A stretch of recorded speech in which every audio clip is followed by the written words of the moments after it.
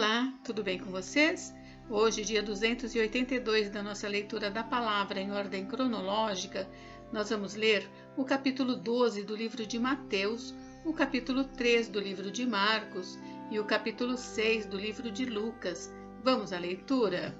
Mateus, capítulo 12. Jesus é Senhor do sábado.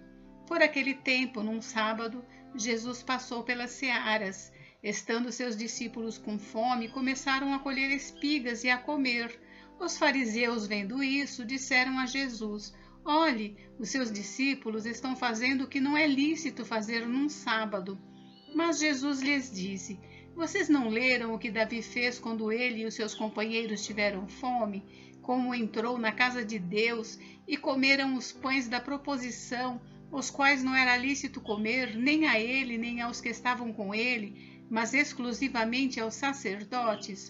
Ou vocês não leram na lei que aos sábados os sacerdotes no templo profanam o sábado e ficam sem culpa?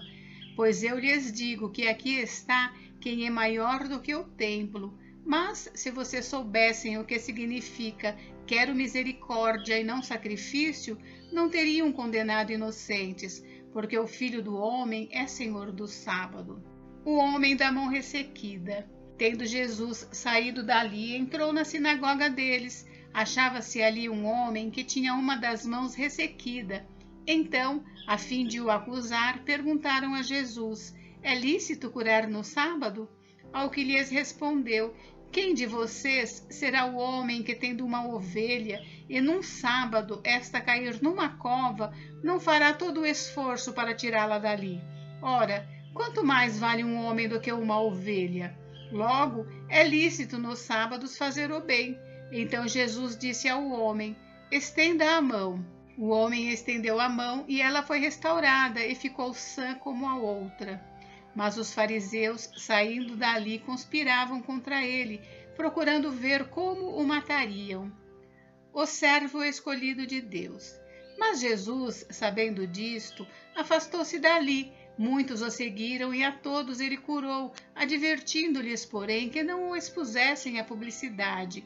Isso aconteceu para se cumprir o que foi dito por meio do profeta Isaías: Eis aqui o meu servo, que escolhi, o meu amado, em quem a minha alma se agrada. Farei repousar sobre ele o meu espírito, e ele anunciará juízo aos gentios. Não entrará em discussões, nem gritará, nem fará ouvir nas praças a sua voz. Não esmagará a cana quebrada, nem apagará o pavio que fumega, até que faça vencedor o juízo. E no seu nome os gentios colocarão a sua esperança. Jesus e Beelzebu. Então trouxeram a Jesus o endemoniado, cego e mudo. Jesus o curou, e o homem passou a falar e a ver. E toda a multidão se admirava e dizia: Não seria este, por acaso, o filho de Davi? Mas os fariseus, ouvindo isto, diziam: Este não expulsa demônios, senão pelo poder de Beelzebu, o maioral dos demônios. Mas Jesus, sabendo o que eles pensavam, disse-lhes: Todo reino dividido contra si mesmo ficará deserto, e toda cidade ou casa dividida contra si mesma não subsistirá. Se Satanás expulsa Satanás, está dividido contra si mesmo. Como então o seu reino subsistirá? E se eu expulso demônios por Beelzebu, por quem os filhos de vocês os expulsam? Por isso, eles mesmos serão os juízes de vocês. Se, porém, eu expulso demônios pelo Espírito de Deus, certamente é chegado o reino de Deus sobre vocês. Ou como pode alguém entrar na casa do valente e roubar-lhe os bens sem primeiro amarrá-lo? E só então saqueará a casa dele. Quem não é por mim é contra mim, e quem comigo não ajunta, espalha. Por isso digo a vocês que todo pecado e blasfêmia serão perdoados aos homens, mas a blasfêmia contra o Espírito não será perdoada. Se alguém disser alguma palavra contra o Filho do Homem, isso lhe será perdoado. Mas se alguém falar contra o Espírito Santo, isso não lhe será perdoado, nem neste mundo, nem no porvir. As árvores e os seus frutos. Tornem a árvore boa, e o seu fruto será bom, ou tornem a árvore má, e o seu fruto será mau, porque pelo fruto se conhece a árvore. Raça de víboras, como vocês podem falar coisas boas sendo maus? Porque a boca fala do que está cheio o coração. A pessoa boa tira do tesouro bom coisas boas, mas a pessoa má do mau tesouro tira coisas más. Digo a vocês que no dia do juízo as pessoas darão conta de toda palavra inútil que proferirem, porque pelas suas palavras você será justificado e pelas suas palavras você será condenado. O sinal de Jonas. Então alguns escribas e fariseus disseram a Jesus: Mestre, queremos ver algum sinal feito pelo Senhor. Mas ele respondeu: Uma geração perversa e adúltera pede um sinal, mas nenhum sinal lhe será dado, senão o do profeta Jonas. Porque assim como Jonas esteve 3 dias e 3 noites no ventre do grande peixe, assim o Filho do Homem estará 3 dias e 3 noites no coração da terra. Ninivitas se levantarão no juízo com esta geração e a condenarão, porque se arrependeram com a pregação de Jonas. E aqui está quem é maior do que Jonas. A rainha do sul se levantará no juízo com esta geração e a condenará, porque veio dos confins da terra para ouvir a sabedoria de Salomão, e aqui está quem é maior do que Salomão. A volta do espírito imundo. Quando o espírito imundo sai de uma pessoa, anda por lugares áridos procurando repouso, porém não encontra. Por isso diz: Voltarei para a minha casa de onde saí. E voltando, ele a encontra vazia, varrida e arrumada. Então vai e leva consigo outros 7 espíritos, piores do que ele, e entrando habitam ali. E o último estado daquela pessoa se torna pior do que o primeiro. Assim também acontecerá a esta geração perversa. A mãe e os irmãos de Jesus.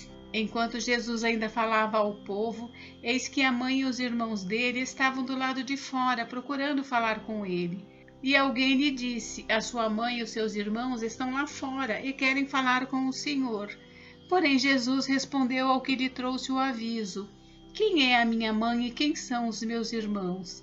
E estendendo a mão para os discípulos, disse: Eis a minha mãe e meus irmãos. Portanto, aquele que fizer a vontade de meu Pai Celeste, esse é meu irmão, minha irmã e minha mãe. Gente, encerramos por hoje, mas amanhã tem mais. Fiquem com Deus, Deus abençoe vocês. Até amanhã. Livro de Marcos, capítulo 3. O homem da mão ressequida. De novo, Jesus entrou na sinagoga e estava ali um homem que tinha uma das mãos ressequida. E estavam observando Jesus para ver se curaria aquele homem no sábado, a fim de o acusarem. Jesus disse ao homem da mão ressequida: Venha aqui para o meio. Então lhes perguntou: É lícito nos sábados fazer o bem ou fazer o mal? Salvar uma vida ou deixar morrer? Mas eles ficaram em silêncio. Então Jesus, olhando em volta, indignado e entristecido com a dureza do coração daquelas pessoas, disse ao homem: Estenda a mão. O homem estendeu a mão e ela lhe foi restaurada. Os fariseus saíram dali e com os herodianos logo começaram a conspirar contra Jesus, procurando ver como o matariam. Jesus cura muitos à beira-mar. Jesus se retirou com os seus discípulos para o mar. Uma grande multidão o seguia. Eram pessoas que tinham vindo da Galiléia, da Judéia, de Jerusalém, da Idumeia, do outro lado do Jordão e dos arredores de Tiro e de Sidom, porque ouviam falar das coisas que Jesus fazia. Então recomendou aos seus discípulos que sempre lhe tivessem pronto um barquinho, por causa da multidão, a fim de não o apertarem. Pois curava muitas pessoas, de modo que todos os que tinham alguma enfermidade se esforçavam para chegar perto, a fim de poderem tocar nele. Também os espíritos imundos, quando o viam, prostravam-se diante dele e gritavam: Você é o Filho de Deus. Mas Jesus lhes advertia severamente que não o expusessem à publicidade. Os 12 apóstolos.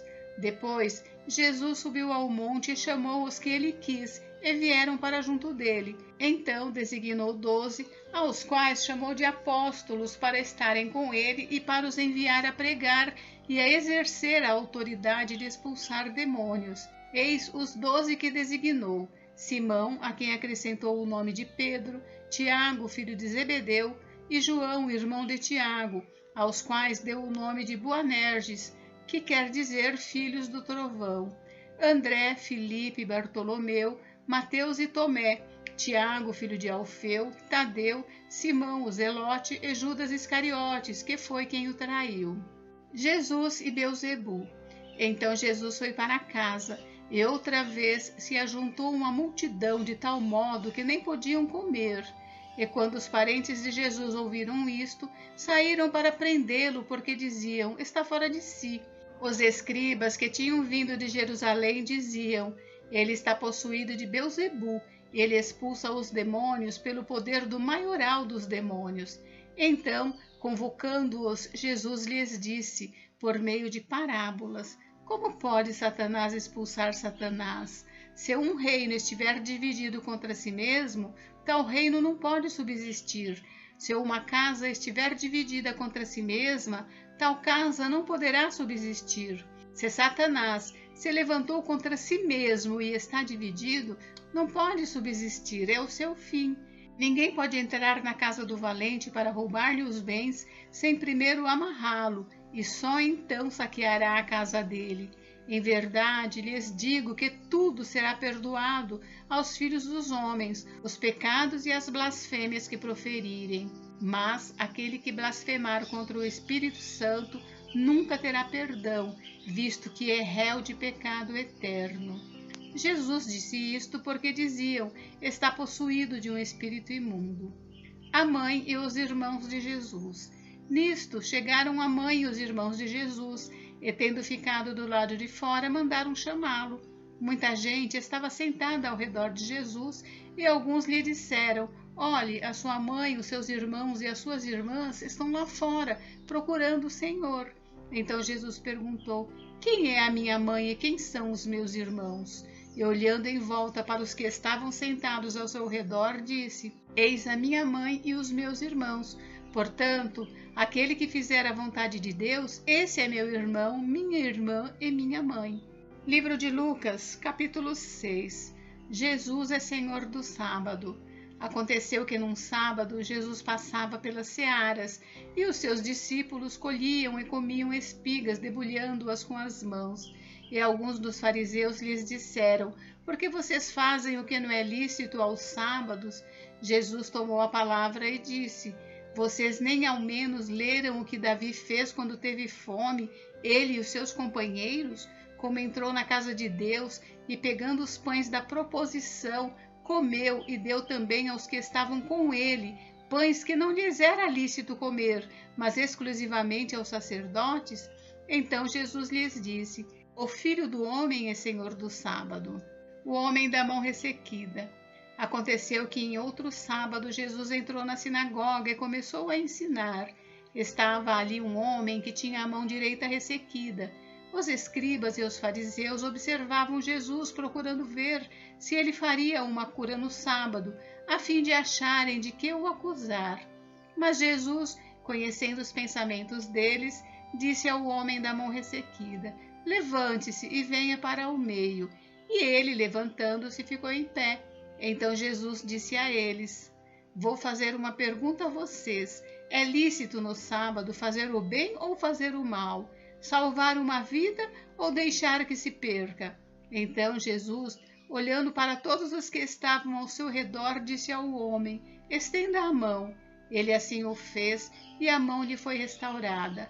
Mas eles se encheram de furor e discutiam entre si quanto ao que fariam contra Jesus. Os 12 apóstolos. Naqueles dias, Jesus se retirou para o monte a fim de orar e passou a noite orando a Deus. E quando amanheceu, chamou a si os seus discípulos e escolheu 12 entre eles, aos quais deu também o nome de apóstolos, Simão, a quem acrescentou o nome de Pedro, e André, seu irmão, Tiago e João, Filipe e Bartolomeu, Mateus e Tomé, Tiago, filho de Alfeu, e Simão, chamado Zelote, Judas, filho de Tiago, e Judas Iscariotes, que se tornou traidor. Jesus ensina e cura muitas pessoas.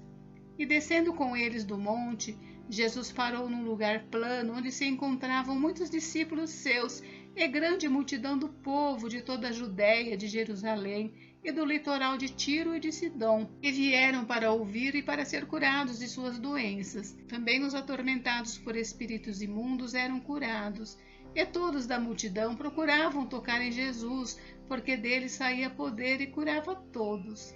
As bem-aventuranças e os ais. Então, olhando para os seus discípulos, Jesus lhes disse: Bem-aventurados são vocês os pobres, porque o reino de Deus é de vocês. Bem-aventurados são vocês que agora têm fome, porque serão saciados. Bem-aventurados são vocês que agora choram, porque hão de rir. Bem-aventurados são vocês quando as pessoas os odiarem, expulsarem da sua companhia, insultarem e rejeitarem o nome de vocês como indigno por causa do Filho do Homem. Alegrem-se naquele dia e exultem, porque grande é a recompensa de vocês no céu, porque os pais dessas pessoas fizeram o mesmo com os profetas. Mas ai de vocês, os ricos, porque vocês já receberam a consolação. Ai de vocês que agora estão fartos, porque vocês vão passar fome. Ai de vocês que agora estão rindo, porque vocês vão lamentar e chorar. Ai de vocês quando todos os elogiarem, porque os pais dessas pessoas fizeram o mesmo com os falsos profetas. O amor aos inimigos. Digo, porém, a vocês que me ouvem, amem os seus inimigos, façam o bem aos que odeiam vocês, abençoem aqueles que os amaldiçoam, orem pelos que maltratam vocês. Ao que lhe bate numa face, ofereça também a outra, e ao que lhe tirar a capa, deixe que leve também a túnica. Dê a todo o que lhe pedir alguma coisa, e se alguém levar o que é seu, não exija que seja devolvido. Faça aos outros o mesmo que vocês querem que eles façam a vocês. Se vocês amam aqueles que os amam, que recompensa terão? Porque até os pecadores amam aqueles que os amam. Se fizerem o bem aos que lhe fazem o bem, que recompensa terão? Até os pecadores fazem isso. E se emprestam àqueles de quem esperam receber, que recompensa terão? Também os pecadores emprestam aos pecadores para receberem outro tanto. Vocês, porém, amem os seus inimigos, façam o bem e emprestem, sem esperar nada em troca. Vocês terão uma grande recompensa e serão filhos do Altíssimo, pois ele é bondoso até para os ingratos e maus. Sejam misericordiosos, como também é misericordioso o Pai de vocês. O hábito de julgar os outros. Não julguem e vocês não serão julgados. Não condenem e vocês não serão condenados. Perdoem e serão perdoados. Deem e lhes será dado. Boa medida, prensada, sacudida e transbordante será dada a vocês. Porque com a medida com que tiverem medido, vocês serão medidos também. Jesus lhes contou também uma parábola. Será que um cego pode guiar outro cego? Não é fato que ambos cairão num buraco? O discípulo não está acima do seu mestre. Todo aquele, porém, que for bem instruído, será como seu mestre. Por que você vê o cisco no olho do seu irmão, mas não repara na trave que está no seu próprio olho? Como você poderá dizer a seu irmão: deixe, irmão, que eu tire o cisco que está no seu olho, se você não repara na trave que está no seu próprio olho? Hipócrita, tire primeiro a trave do seu olho, e então você verá claramente para tirar o cisco que está no olho do seu irmão. As árvores e os seus frutos. Não há árvore boa que dê mau fruto, nem árvore má que dê bom fruto, porque cada árvore é conhecida pelos frutos que produz, porque não se colhem figos de ervas daninhas, nem se apanham uvas dos espinheiros. A pessoa boa tira o bem do bom tesouro do coração, e a pessoa má tira o mal do mau tesouro, porque a boca fala do que está cheio o coração. Os 2 fundamentos. Por que vocês me chamam Senhor, Senhor, e não fazem o que eu mando? Eu vou mostrar a vocês a quem é semelhante todo aquele que vem a mim, ouve as minhas palavras e as pratica. Esse é semelhante a um homem que, ao construir uma casa, cavou, abriu profunda vala e lançou o alicerce sobre a rocha. Quando veio a enchente, as águas bateram contra aquela casa e não a puderam abalar, por ter sido bem construída. Mas o que ouve e não pratica é semelhante a um homem que construiu uma casa sobre a terra, sem alicerces, e quando as águas bateram contra ela, logo desabou, e aconteceu que foi grande a ruína daquela casa. Gente, encerramos por hoje, mas amanhã tem mais. Fiquem com Deus, Deus abençoe vocês. Até amanhã.